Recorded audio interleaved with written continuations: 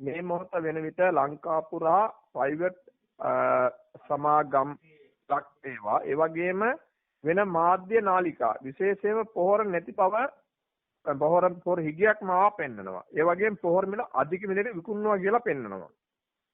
අපි මේක මේ මාසේ 13 වෙනිදා මේ අපි මේ මාර්තු 13 වෙනිදා මේක අපි දැක්කා. අපි ගන්නු ජලපාලන කමිටුව මාර්තු මාසයේ ඇමති ලාල්කාන්ද ඇමතිතුමා තමයි මේකට සම්බන්ධ වුණේ. අපි එතුමාට කිව්වා මේක සම්බන්ධ විශේෂ සැලකිල්ලක් ලක් කරන්න මේ පොහොර මාෆියාවක් යනවා. කළු කඩ මුදලාලා විශේෂයෙන්ම ලොකු මිලකට පොහොර අලෙවි කරනවා.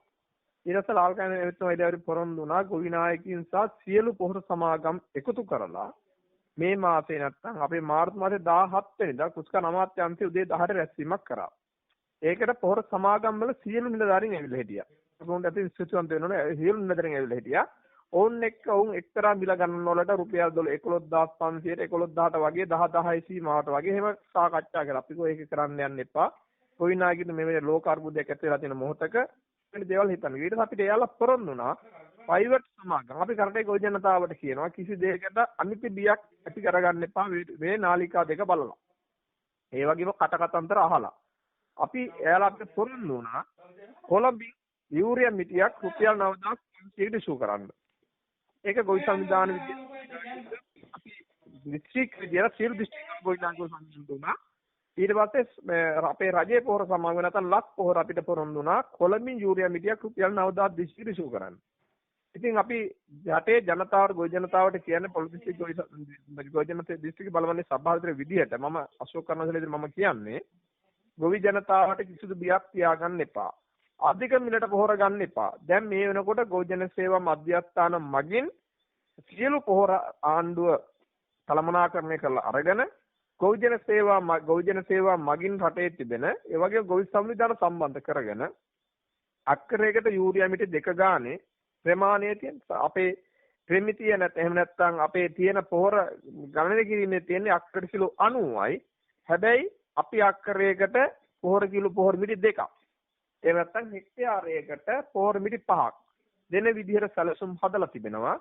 අපි ඉදිරි දින 2-3 ඇතුළත දිස්ත්‍රික්කයේ ලංකාවේ තියෙන සියලු දිස්ත්‍රික්කවලට පොහොර ඉසු කිරීම දැන් ගොවි ජන සේවා මධ්‍යස්ථාන මගින් ගොවි ජන සේවා කොමසාරිස් සහකාර කොමසාරිස්තුමල්ලා ඒ වගේම අපේ ඩීఓ මහතුරු කෘෂි පරිශ්‍රණ සහකාර මහතුරු සහ ගොවි සංවිධාන සහ ව්‍යාපාර මහවාරිම ව්‍යාපාර අධිකාරිවරු එකතු කරගෙන දැන් සැලසුම් හදාගෙන යනවා.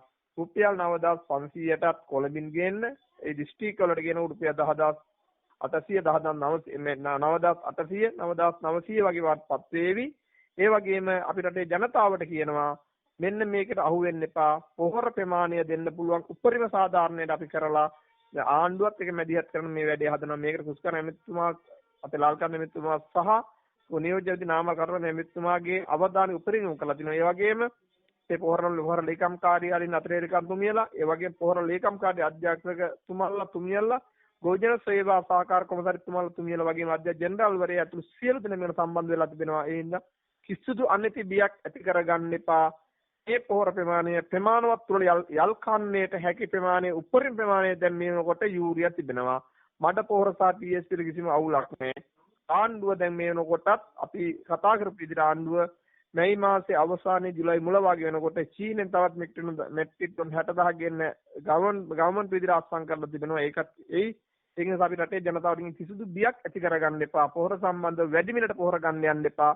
රුපියල් 9500 සීමාවට දෙන්න පොළොන්දු වෙලා දෙනවා. කොළඹින් ට්‍රාන්ස්පෝර්ට් ඇවිල්ලා රුපියල් 9900ක් වගේ වෙන අතරදී අපිට ගොවි මහතුන්ට පොහොර මිටි යූරියා වෙන්න නිකුත් කරන්න පුළුවන්. ඒක නිසා ගොවි ජනතාවෙන් අපි ඉල්ලන්නේ මේ රටේ දුක් විඳින ජනතාව විදිහට අති විශාල මුදලක් ප්‍රයිවට් පළුකඩ මුදලායලා මේකට හම්බ කරන දා ගන්නවා. ඒ වගේම මාධ්‍ය නාලිකා දෙකක් ඔස්සේ මේක බොරු ප්‍රචාර කරන ඒ කිසි ප්‍රචාරයක් රැවටෙන්න එපා කියන ඉල්ලීම තමයි මම රටේ ගොවි ජනතාවගෙන් කරන්නේ.